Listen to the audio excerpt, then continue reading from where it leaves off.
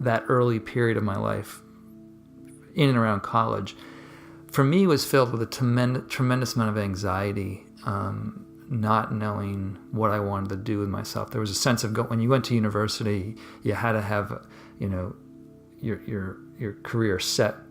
You wanted to know where you're going, what you're going to do, what you're going to become. And I didn't have a clue, had no idea. And it literally kept me up at night, particularly at 18, where I think people maybe feel pressure that they have to have it all together. You don't. As a 45-year-old now, I can say, still don't have it all together. It's a work in progress, and it probably will continue to be that way. That's Josh Summers, and this is the Yoga Life Podcast.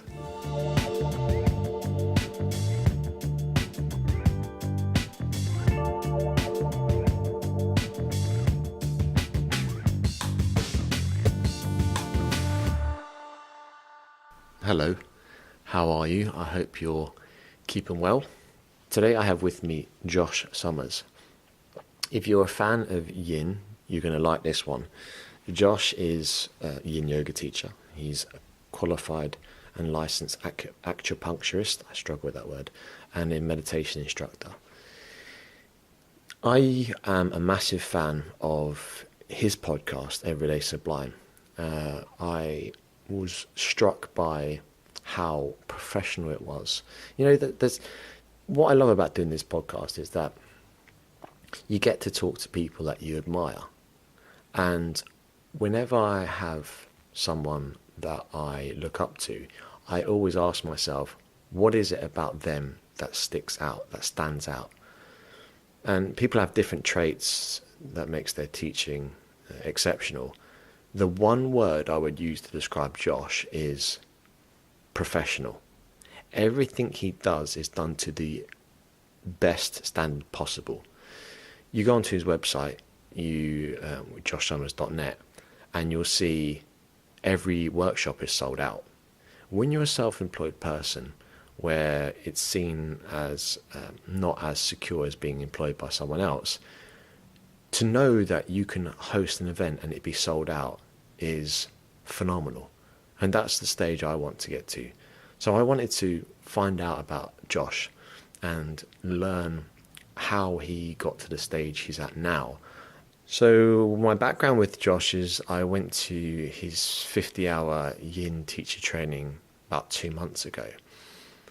And not only was he very professional, but he's really funny, which I wasn't expecting, because I thought someone who seems quite, I suppose, strict, you could say. Like when we did the teacher training, he was very polished. Everything was done almost to military standard, which is a compliment. He wasn't airy-fairy all over the shop. And I thought, oh, blimey, I bet this guy is, I better watch my P's and Q's around him. But the geezer was like a stand-up comedian. He was really, really funny. And I thought, oh, man, so this guy's mixing kind of the most professional teaching standard I've seen with being very funny. So you can do the two. And I know being funny isn't all the be-all and end-all, but I think it's important to have fun while you're teaching yoga and learning. So I really enjoyed this chat with Josh. You'll see you'll hear from the podcast that it starts off with a very formal as we exchange questions and answers, and then we become a lot more loosey-goosey and have a lot more fun towards the end of the podcast. So I'm trying to have fun with my guests, but also not be just messing around too much either, and actually learn from them. So I hope you enjoy it. If you do, please leave me a review on iTunes or Stitcher. I know I say that every week, but to give you some context as to why that's important, I don't make any money from this podcast.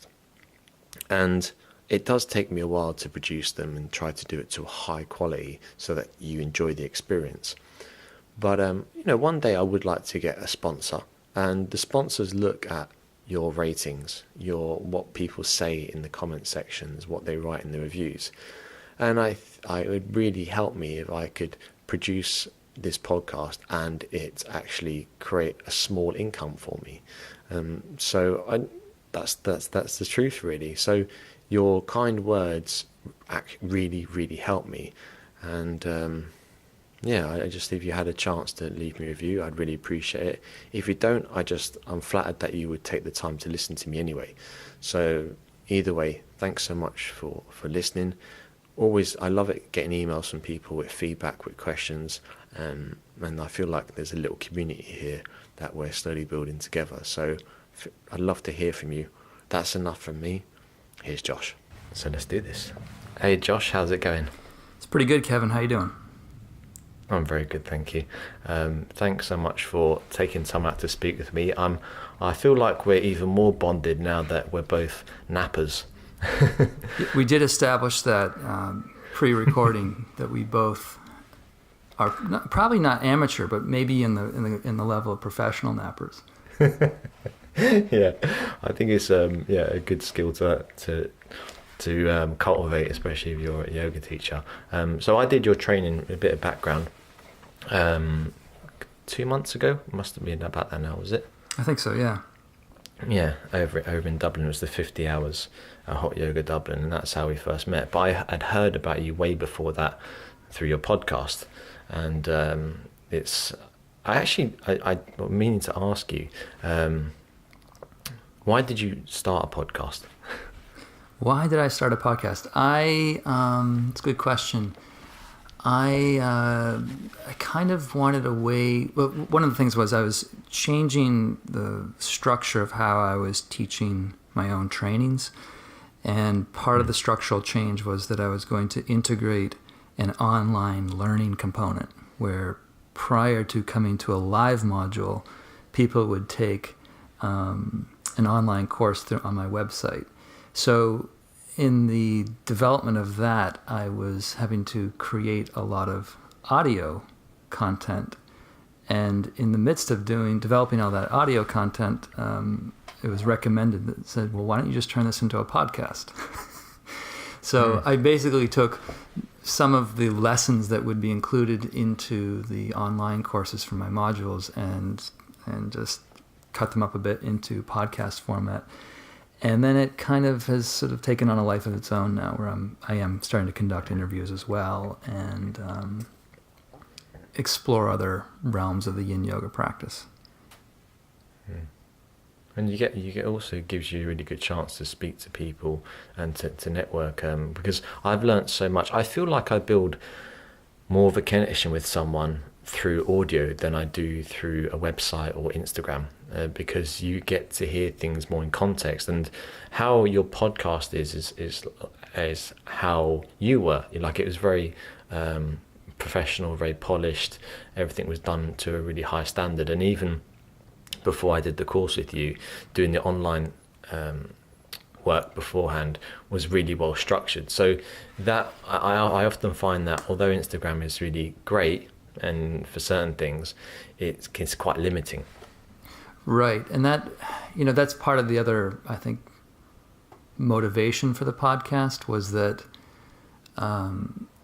for a long time in teaching, particularly teaching trainings, I felt like people were coming to the live event with no real connection or contact with me. So it was sort of a leap of faith on their part, on the consumer's part. Like, who is this character? And what I found is the podcast is just a wonderful way for people to have a free sense of me, and access to how I think, how I teach, and sort of builds a sense of trust before people arrive. So I think that's helpful. Yeah, absolutely. And to your point too, and probably your experience with the podcast, like what you're saying around what you can't achieve with social media, whether it's Instagram or Facebook, is the podcast itself is in some ways a very intimate medium, because people are usually tuning in with earbuds in, and the voice goes right into the head. So there's a much more intimate dynamic that's established, which is great. Yeah. And I also, I think, given the profession of being a yoga teacher or a trainer, your voice is so important. and particularly in Yin, because people often are, they're holding a posture for a long time, and the way you speak, I feel, affects the emotions of the people in the class. So how your use of language, your economy of words goes a long way. And then when you hear someone speaking through a podcast, you get a sense for what their teaching style is like, I feel. Yeah, that's right. I mean, and what you just picked up around the significance of a teacher's voice, specifically while it's teaching Yin, I think is really crucial. We talk, in regular yoga, you might talk about physical adjustments, but I feel like within teaching Yin yoga, the teacher's voice is kind of a very gentle but supportive physical, energetic or mental adjustment in a way. It's sort of gently guiding and nudging the student in a direction during their practice. Yeah, that's an interesting point. I've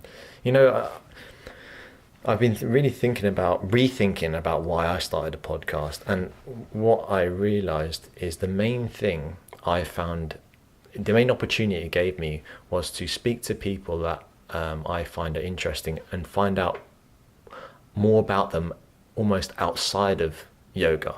Like, as in, who were they before they did yoga? What do they do when they're not doing yoga? And just how they came to this point, because you don't really get to learn that much about someone, because everything we put online as professionals is aimed at yoga. So I wanted to start from the beginning, which I suppose is always the best place to start, about your background and before you got into yoga. So you live in Boston now. Are you originally from Boston?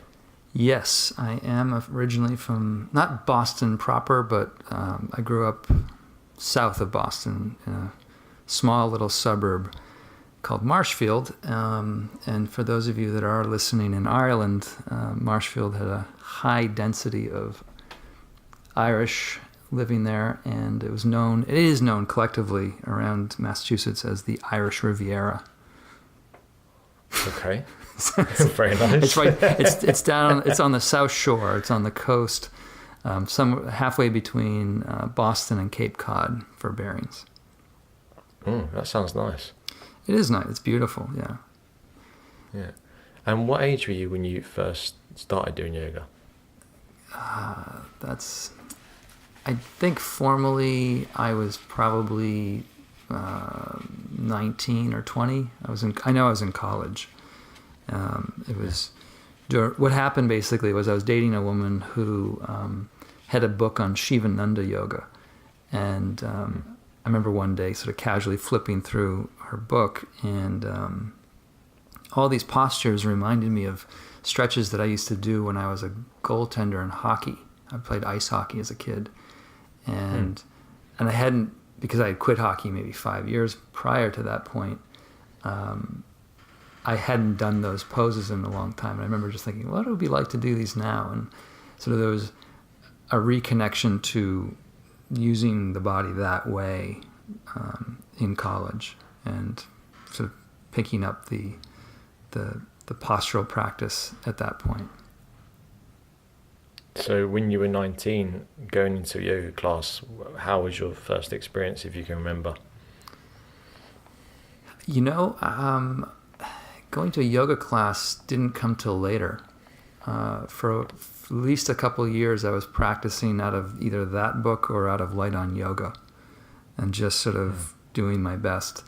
And if my memory is correct, so during college, I spent 1 year abroad in Cork at UCC, and I was sort of doing my self-practice at that point, but then some point during that year, a friend let me know about a public class that was being held in some gymnasium.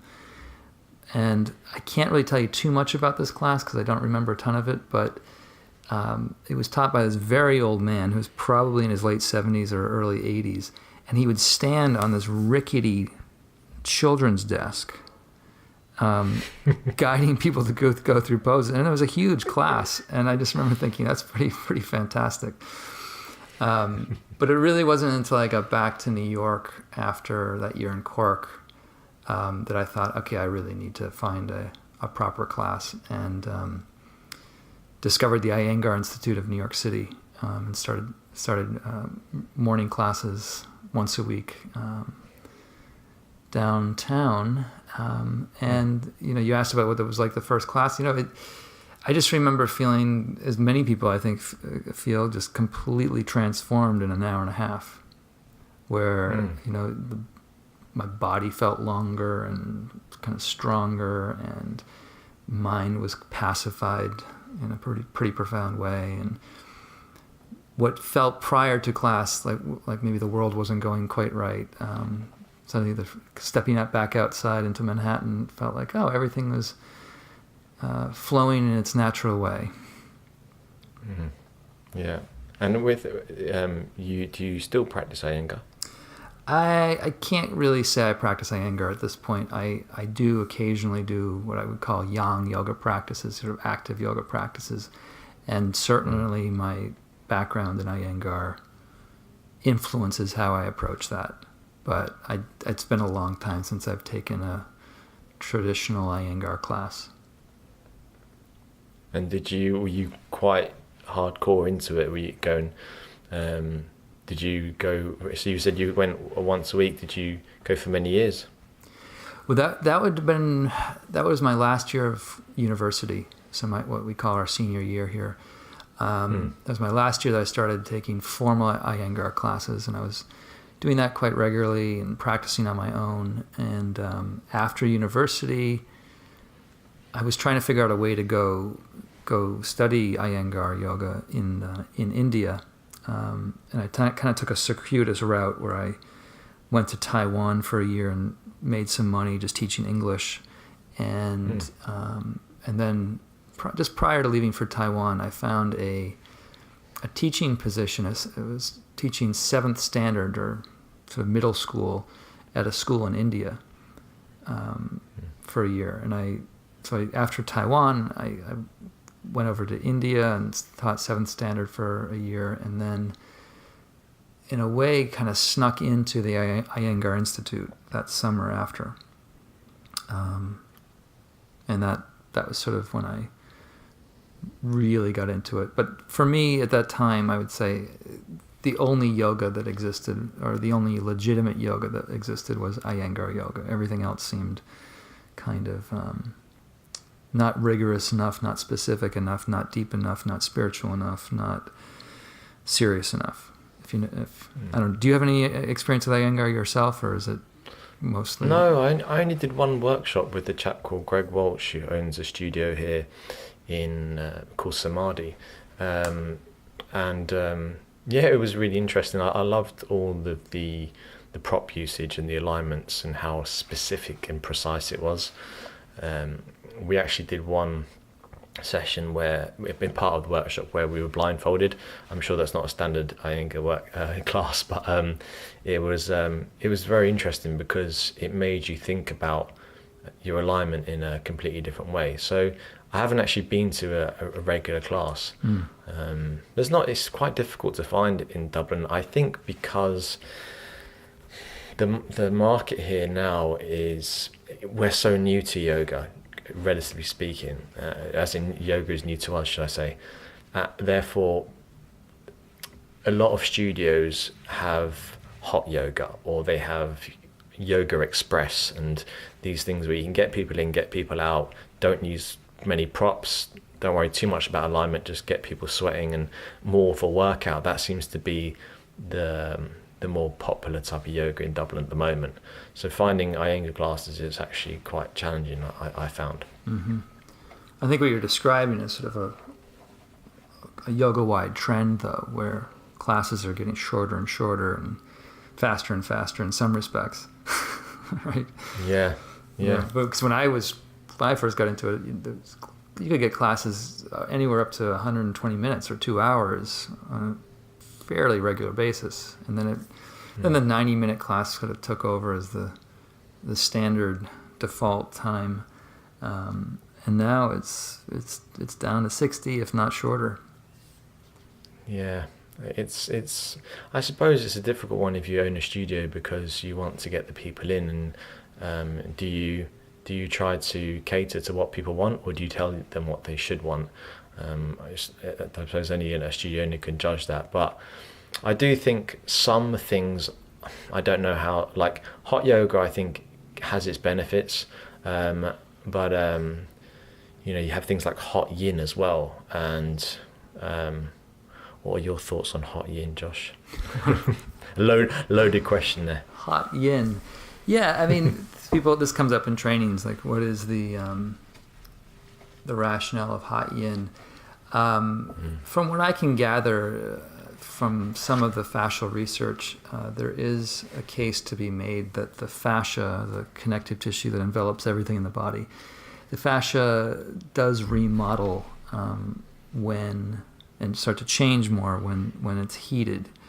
The question is, when we apply it to the theory of changing the fascia and specifically using heat to the context of yin yoga, the question is, well, what layer of the fascia are we actually influencing?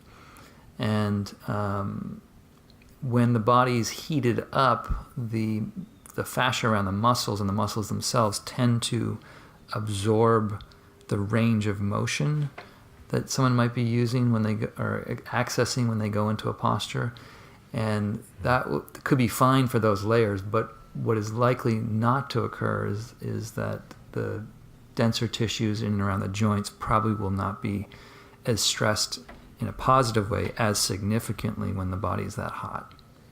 So in general, and I think this is sort of the standard view within the yin world, in general we recommend that the body be relatively cool, not necessarily cold to the point of shivering, but not warmed up like in preparation for some athletic activity, but just relatively cool, where the muscles are sort of quiet and cool, so that when you do enter a pose, the tissues in and around the joints receive more significant degrees of stress.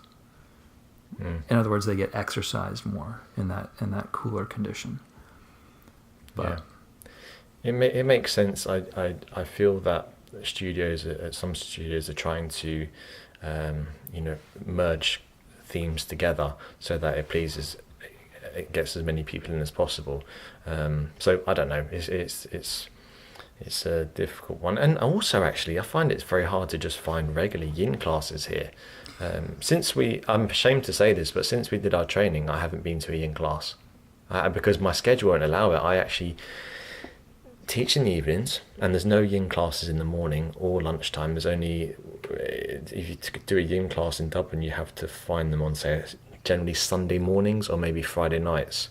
So it's very difficult to find a regular yin class. I think we're still in that mentality of, I want to go to yoga and I want a workout and I want to move really dynamically. And I don't know, I believe from all the feedback forms we get in the studios that I work in, people will write down, please more yin classes, please more yin, but it doesn't seem to happen, which is odd. I do think, certainly since when I started teaching yin in the early aughts of 2001, I definitely see a greater increase in demand and interest in the yin practice. And I think, as I was listening to you speak just now, I think what really hasn't sort of solidified in the mentality or the mindset of most practitioners is an appreciation of a multi-leveled or multi-layered strategy for exercising the body. So as you spoke, you're talking about like people, when they think they need to go to yoga, they got to get their workout, and they have a certain paradigm of how they think about what a workout is, which is usually like getting some sweat on, using your muscles, increasing muscular strength. But they don't necessarily include within that paradigm an appreciation of exercising one's joint tissue, which is where the yin yoga comes in. So, I certainly try to speak to this and educate as much as I can around it, but I think it may be just a sort of maybe a gap in how the practice is contextualized in terms of the larger yoga culture. Yeah, because think of it in this way. I don't mean to oversimplify it, but if you have an Instagram picture of someone doing a handstand, or an Instagram picture of someone doing dragon, like what's going to get more likes? What looks more spectacular? Oh yeah. It's no. That's so people want to do the spectacular thing. Yin yoga is not a photogenic practice. It's an anti-photogenic practice. I mean, I remember seeing this in a Yoga Journal article years back. So the author was saying that she only came to Yin because she was chronically ill for a while, and there was no other practice she could do during her illness. But she said that there was something singularly unsexy about Yin yoga, and I really appreciated that too, because and I think beyond the photogenic side or the sexiness of it, there's not a lot in the Yin yoga practice that will gratify one's ego. If people know the pose Sphinx, where you're sort of lying prone on your stomach, propped up on your elbows, so you're in a mild back extension. This is a relatively, extremely modest range of motion. It's not a deep back bend, and you just stay in that for 5 minutes. It's great for your back. It's wonderful for your bones. It's wonderful for the discs of your back. But in terms of looking impressive or giving the ego a sense of accomplishment, it's a dead end. It just won't do it. And I think that side of the yoga culture right now that does want to somewhat inflate the ego or inflate one's self-esteem, that's going to find struggle within the simplicity and non-sexiness of the Yin practice. Yeah. Unfortunately, we're very driven by aesthetics, to some degree. Well, to some degree, it's unfortunate because we're not thinking about health from a more holistic viewpoint. We're thinking about the six-pack or the big backside or whatever it may be, instead of the health of our tendons, our joints, our ligaments, and our muscles, and everything, long-term health. Yeah, I mean, and I definitely, had we had this conversation when I first started teaching, I would have been much more full-throated in totally agreeing with what you just said. But I do feel like the pendulum has definitely started to swing in terms of people's interest in meditation and finding that the Yin practice either functions as a meditative practice for them or prepares them to go into a more traditional classical form of meditation. And I do think, there's definitely we call it the pop culture of yoga, where everything you're describing, the aesthetics and the glamour side of the practice. And then there's this, I think, a very rich, sincere development of just everyday people who are looking to calm down, looking for inner peace a bit more, sort of the traditional things you might associate with someone who was drawn to the yogic path.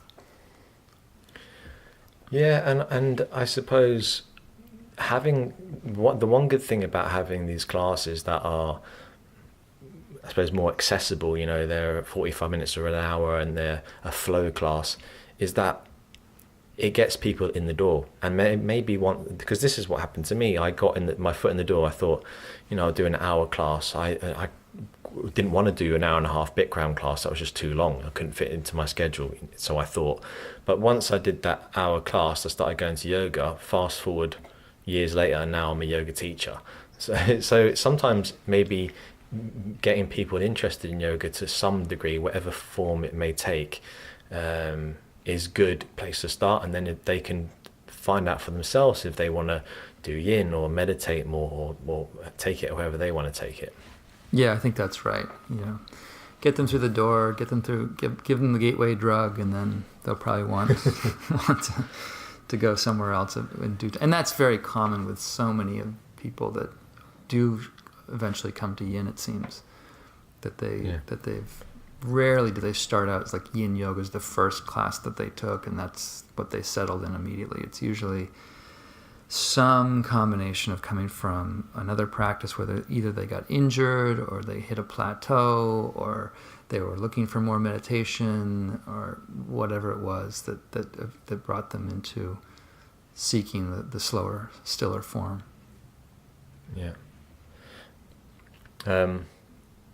So a lot of people that listen to this podcast are teachers, yoga teachers, and I often talk about the fact that you don't just have to teach public classes. There's plenty more avenues you can explore when it comes to having a career in yoga. And one of the things that really struck me, as I mentioned at the start, about your approach was how you ran your teacher trainings. So I've been to a few teacher trainings now, and they all have their strengths and all have their styles.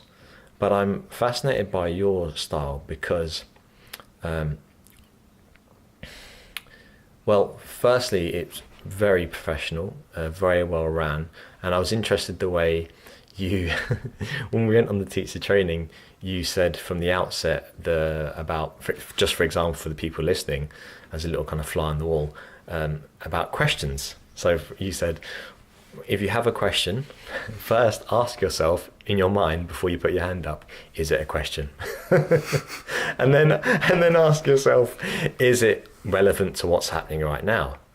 And or is it a question or is it a statement? And I thought, I was a bit struck. I thought, wow, I've never heard anyone say that before. Normally people say, listen, you've got questions, just don't bother putting your hand up, just shout it out. So it was completely different to what I'd experienced. And it's therefore led to a very efficient way of getting through the curriculum in the time that we had. So I'm interested to learn more about your philosophy or your approach to teacher training, if that question makes sense. Yeah, what might be called one's pedagogical approach, right? I was smiling when you were reviewing my sort of suggestions and requests around how to handle questions. First off, thank you for your kind words already about the training itself, but I can't remember if I shared this little vignette with you in your training, but there's a teaching vignette that I've used over the years from the Zen tradition, where a student or a seeker comes to a Zen master and says, "Master, what is the most important thing in life?" And the master pauses and sort of thinks for a moment. He says, "The most important thing is wisdom." And the student says, "Well, okay, how do you get wisdom?" Again, the master pauses and he says, "Wisdom comes from good judgment."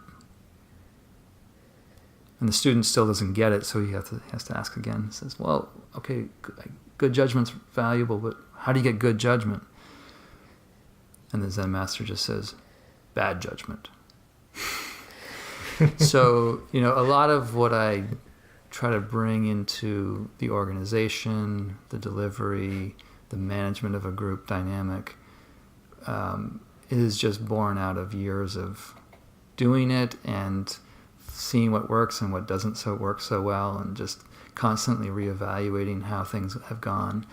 And I would say that's one of the things that actually motivates me the most, is that, or inspires me about teaching training specifically, is that each training is an ongoing creative process, like a creative work of art, where I'm polishing it, editing it, bringing in new stuff, changing things, subbing things out, and And so there's always that element, at least to how I think about teaching, that after a training, I'll review it. I was like, what part of the lecture didn't fly that time? How could I do that differently? And regarding questions, I just found that it's a little bit like, I mean, I've never worked in the corporate world, but I've heard from friends that there's some styles of holding meetings where at a meeting, if everybody is permitted to share something, it's deemed a successful meeting, regardless of whether there was any clear outcome, any clear objective that was met. So sometimes in the yoga world that can happen too, where people have a great time because everyone gets to talk, but you walk out and there's just sort of a mishmash of a word salad rattling around in everyone's head and no clear sense of what was actually going on. So yeah, I mean, and I've also used this phrase to describe my trainings for a long time, that they're now 4 days each, but they're short, condensed, somewhat espresso-like trainings where there's a lot of concentration in a short period of time. So just to keep the concentration strong and not too diluted, I have to come in and make requests around participation from students so that people can stay on track and really get through all the material. Yeah, no, it worked brilliantly, because I think that I've been on trainings where people do put their hands up, and me included, and I realised halfway through my question, one, it's not relevant probably, and two, it's more of a statement. I just wanted to say something. Yeah. And then you always have that person in class that you'll get a handful of people that are the ones that ask the questions and no one else asks anything, and they just end up taking over. And I have actually been one of those people before, wanting to almost ask a question, but sneakily what I'm doing is trying to show off my knowledge. Yeah. So it's you need someone who is, as in a trainer, who is going to sometimes tell you what you need, not necessarily let everyone have a free-for-all. Right. So I think that's really important. Sometimes people want the trainer to be really open and just sit around chatting, but then you can waste a lot of time. So I thought it worked brilliantly. One of the things you mentioned on the training was, and a few people actually had this question for you, was what you did outside of Yin. And I thought it was quite interesting because a lot of people I know think yoga's it, just do yoga and you'll have a healthy body. But it was interesting, you mentioned you do other stuff outside of Yin. You were saying you do kettlebells, and what else do you do in terms of keeping healthy? Yeah. Well, before I answer specifically, I just would say this is, in some ways, this question is a theme and variation where, just like teaching, I'm kind of always trying to figure out how to polish it, refine it, improve it, add more value. In terms of what I do in my own practice, I have a similar approach in that I'm always curious about things. I'm trying new things and trying to integrate maybe more efficient things into a comprehensive training. So you mentioned kettlebells. I've been playing with kettlebells for a bunch of years now. A lot of body weight stuff, pull-ups and things. Then the last couple of years, let's say last year, I got turned on to something that I have to spell it out so your listeners don't mishear me, but it's an exercise called rucking. It's R, as in Ralph, R-U-C-K. What does that rucking. It's short for rucksacking, and it's apparently it's how the military trained people for decades. Just a backpack with a lot of weight in it, and you walk around for an hour or two. And so I have a dog, and I just thought, that'd be kind of a handy way of getting a little more exercise while walking my dog. And it's proven to be phenomenal. They call it active resistance training because you're actively being having to bear the 30, 40 pounds of weight on your back while moving around. So it's great for core work, core strength, but also gets your heart rate up quite nicely. So there's been that piece, and then, and I always hesitate to kind of drop gear specific names. I don't want to feel like I'm pushing product, but I just discovered a kind of another physical training tool called base blocks. I don't know if you've seen these. They're like two poles that sit firmly on a wooden base, with two handles on each pole, so that you can do gymnastic like balancing exercises. So I haven't really been able to get into that yet, but that's kind of the new thing on the horizon. Interesting. I've just put into Google base block. Oh yeah. I've seen a lot of people use them, and they take up no room at all. Exactly. And you can do dips on them. You can do handstands. Yeah, you can do loads of stuff. Push-ups. Handstands. They do. Hopefully. They do. There's a whole thing of doing pistol squats on them, standing on one. Ooh. That's hardcore. It is. The weighted vesting is interesting, or the rucking, because I've been thinking that I do loads of bodyweight stuff, but I sold all of my weights, my barbell, everything, because it was taking up too much room. I thought, I'm just going to use my bodyweight, slow my tempo down instead of using weight. But a weighted vest, as long as it's comfortable, or the rucksack is comfortable, then you could use it for everything. You could do squats in it. You could do pull-ups. Yeah, that's brilliant. Yeah, it is great. And it's also, my sort of the litmus test for me is what improves functionality, like health functionality. And I travel a lot. I'm usually carrying my gear with me wherever I'm going. I don't like to check bags. So I just noticed a huge difference in my own capacity to just get through airports and get to point A to point B with stuff on my back after having rucked some. Yeah, if it's transportable as well, that's gonna functionality is so important. But I think it's important to change the weight, change the resistance that you're using. So I want to, that's fitness, check that box. Physical health. Diet. Now, you mentioned something quite interesting in relation to Chinese medicine, talking about diet. I'm going to, I suppose, approach the elephant in the room, or at least acknowledge the elephant in the room, which is a lot of teachers that go to trainings, the conversation comes up about the V word, veganism. And a lot of people that are vegan, which I was myself, and I'm not in any camp at all. Really, I don't like to identify with any or belong to any food politics, I suppose. So where am I going with this? What my question is, because a lot of vegans they're very fundamental, because it's a really hard choice to stick to, and therefore when you make such a hard lifestyle decision in terms of convenience, you really want everyone else to be in the same camp, and I think it's an honourable cause. So I wanted to touch on that with you and really find out what you mentioned to us. I think it was a book you said, Wood Becomes Water, and talking about how Chinese medicine and diet. So my question is, firstly, if I can ask you, it's kind of prying personally, but what do you follow any type of diet? Do I follow any particular type of diet? Yes and no. As you're winding up that question there, Kev, you talked about the elephant in the room. In Boston, in our subway system, there's one train.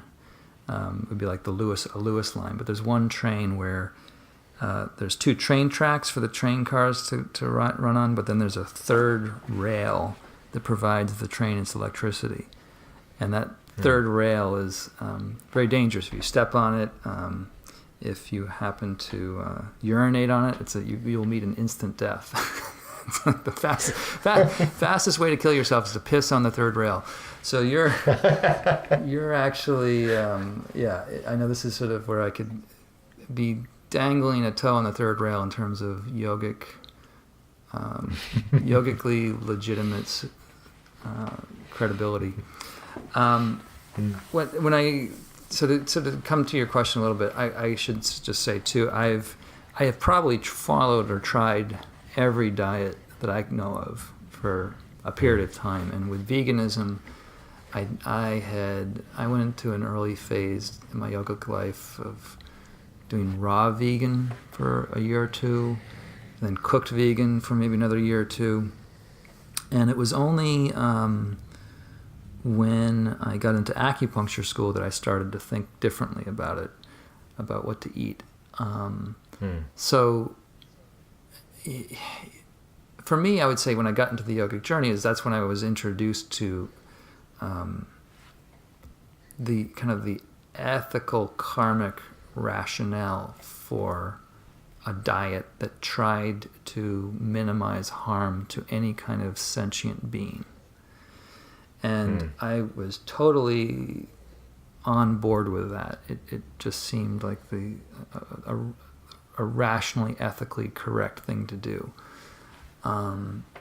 But when I got into acupuncture school, there was sort of a mirror reflected back to me on the state of my own health. And I just wasn't in robust health at that time. I was probably protein deficient to some degree.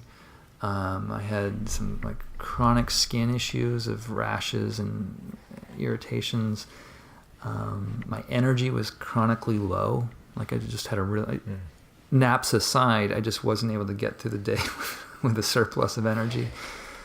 And it was as we got to learn about how the Chinese or the ancient Chinese thought about diet, that many of us who came to school as vegetarians or vegans started to consider reintroducing animal protein.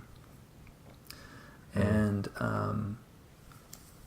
for myself, it was a group of us that kind of decided to do this experiment together, and by and large, many of us reported that we just felt much more balanced.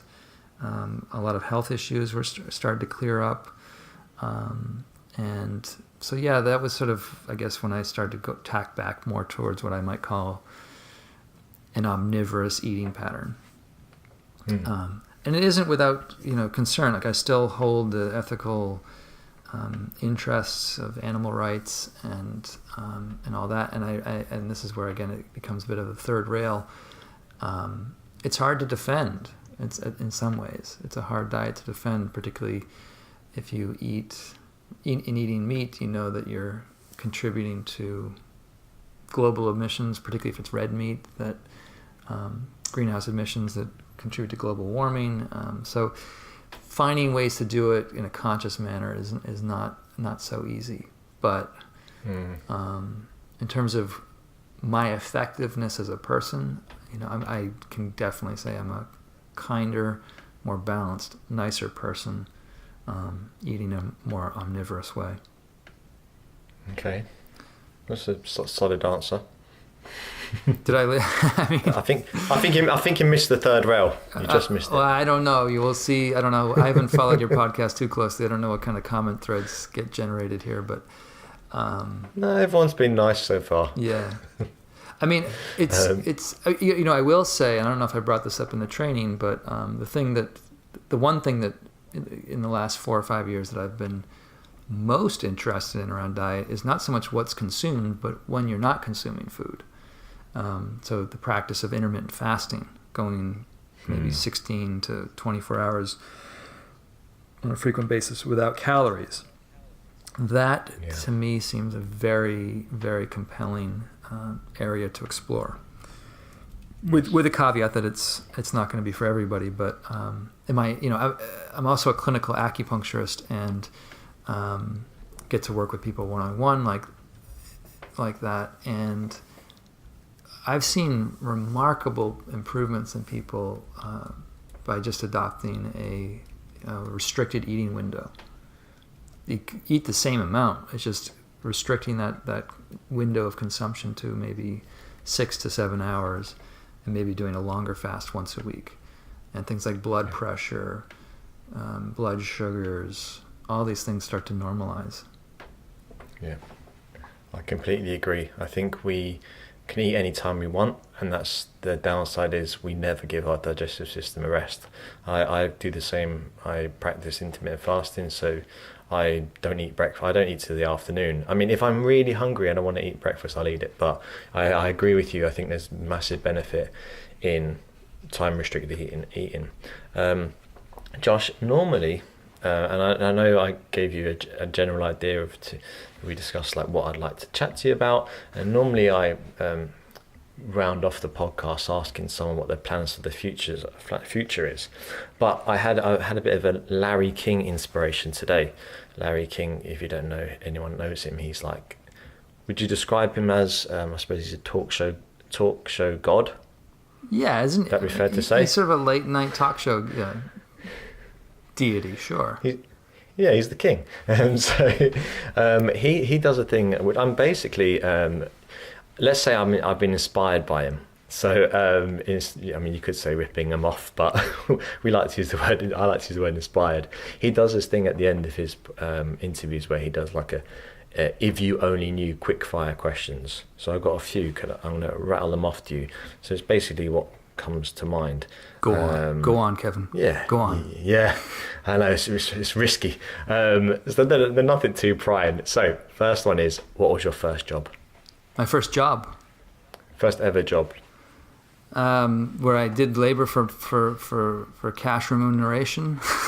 Exactly. I would say I got paid a small allowance for mowing my family lawn. Okay. What age were you? Roughly 13, 12, something like that. Good. But Okay. I will say, when I was in college, I also delivered the New York Times to a few dormitories at college. So that could have been my first official outside of the family business kind of thing.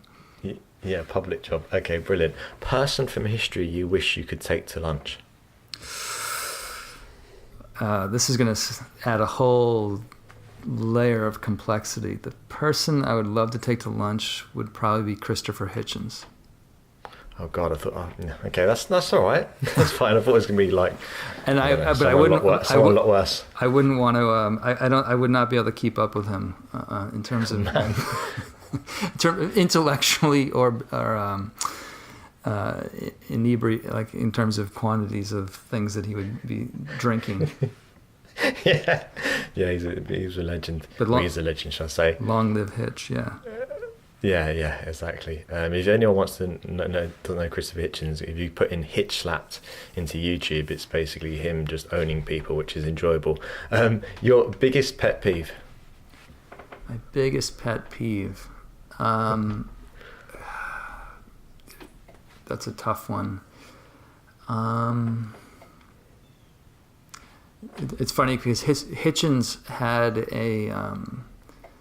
one of his longest friends was the writer Martin Amis, who was the son of the British comic writer Kingsley Amis. I don't know if you've ever read Kingsley, but no. Kingsley was known for his grievances.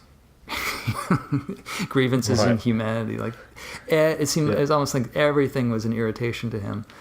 And when I discovered him in my early 20s, I resonated very strongly with that, because I was annoyed by everything. Everybody was wrong. Everybody was a fool. I'd say the yoga's mellowed me some. What would be a pet? I'm sorry. I'm trying to buy myself some time. Just yesterday I was walking down a street. Context here.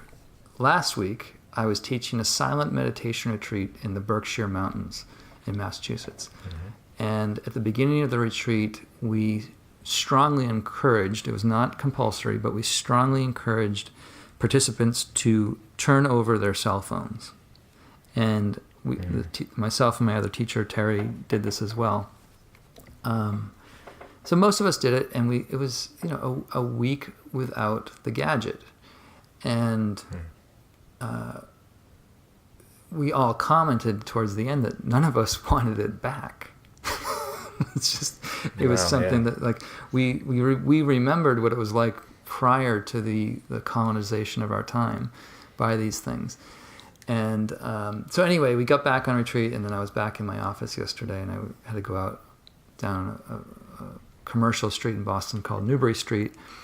And I was walking down this beautiful late summer day and just couldn't believe the number of people that were like zombies, just sort of stumbling down the street with their head in the screen.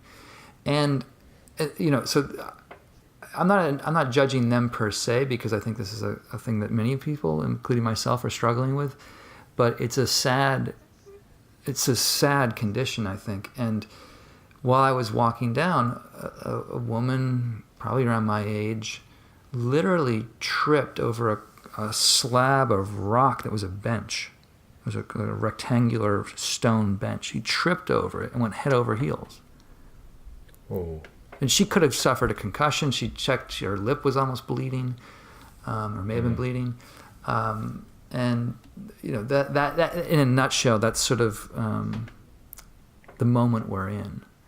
And I think we're paying the price in terms of our attention for ourselves, and also for how we get on. So the other pet peeve is, and it's kind of related to this because it's a kind of a myopic thing that people get into, but the tribalism on online, and the lack of civility and charitableness, the way people interact with each other online, really also saddens me. So that I gave you a multilateral answer there, but it took me a while to get to it. That was good. Okay. If you could go back to when you were 18, what would be the one piece of advice you'd give yourself? That's my second last question. If I go back to myself as 18.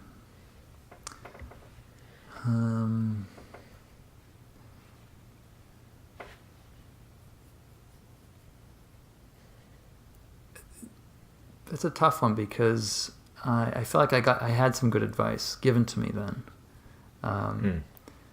Basically, 18 was when I was starting university, so I'm going to sort of fudge the time frame a little bit and say that early period of my life, in and around college, for me was filled with a tremendous amount of anxiety, not knowing what I wanted to do with myself. There was a sense of when you went to university, you had to have, your career set. You wanted to know where you're going, what you're going to do, what you're going to become. And I didn't have a clue, had no idea. And it literally kept me up at night. And I remember visiting a career counselor, and she gave me, you may have taken this yourself, the Briggs-Myers personality test. And I don't remember what my profile was, but she basically said, here's the thing I can tell you. The people that score within your type, you tend to be seekers, and you generally don't figure your life out until you're 40. She said, so the best thing you can do now is just follow your whims. And that was right around the time that I was getting drawn to going to Asia and studying yoga and things like that. So that I don't have regrets in that I took those risks and just went abroad for an indeterminate or undefined period of time. And looking back, I'm like, I don't know how I did that. I could never do something like that now. But follow your whims, or trust the process, or they all sound kind of bland platitudes right now, but particularly at 18, where I think people maybe feel pressure that they have to have it all together. You don't. As a 45-year-old now, I can say still don't have it all together. It's a work in progress, and it probably will continue to be that way. Brilliant. If you weren't a yoga teacher, what would you be? If I weren't a yoga teacher, I was on course to become an secondary school English teacher. So just when I was one of the years I was in Taiwan after my year in India, I was applying for graduate programs, actually in the UK, to get a master's in literature, and there was something about the courses, and back then postmodernism was in its heyday, so there was, post-structuralist deconstruction of Derrida's theory of legitimacy in post-colonial texts and things. You get the idea. And my eyes went cross-eyed in the applications, and I said, I can't do this. So, but I did love literature a lot, and wanted to sort of ignite that passion in students in a way that I didn't have it presented to me when I was in secondary school. Okay, we didn't steer too far past, you are a teacher, but yeah, that was great. Josh, that's it. That's it. I'm free. Would you do that? Yeah, you're free. You're a free man. Hey, Kevin, that was great. I really enjoyed talking to you. Yeah, thank you so much. Thanks for having me on. Thanks so much for listening. I told you it was a fun one. I hope you learned lots about Josh, and yeah, go check out his website, joshsummers.net. Next week, I've got a barn burner for you. I've always wanted to say that, barn burner. You're saying like the UFC. Taylor Hunt. If you like Ashtanga, tune in for this one. But even so, Taylor as a man, he's got a phenomenal story. Really powerful speaker, and just a great guy. To be honest, this is one of the podcasts I was actually quite nervous for. So it was a relief to find out that he was really easy to get on with. So yeah, tune in next week for Taylor Hunt. I hope you have a fabulous week. As always, if you could leave me a review, I'd really appreciate it. Any feedback, let me know, good or otherwise. It really helps. Your opinions matter and what make this podcast happen. So look after yourself. Chat to you next week. Bye.